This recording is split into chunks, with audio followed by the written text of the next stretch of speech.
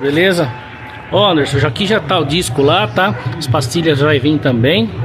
Aqui, referente ao escapamento, o que que acontece, ó? Ó, ele quebrou ali, né?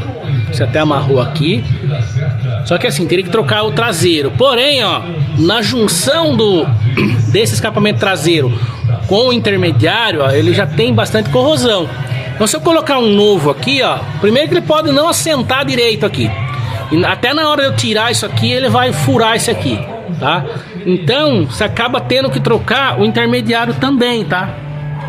Ele nem tem tanta, ó, nem tem material solto, intermediário, nada, mas você acaba tendo que trocar ele devido a essa ponteira tá podre, tá? Então aqui, do jeito que tá aqui, ainda dá pra você rodar um tempo, né? Mas se quiser trocar, tem que trocar os dois, tá? Aqui não dá pra trocar só o traseiro, não. Beleza? Aí eu te passei o orçamento aí.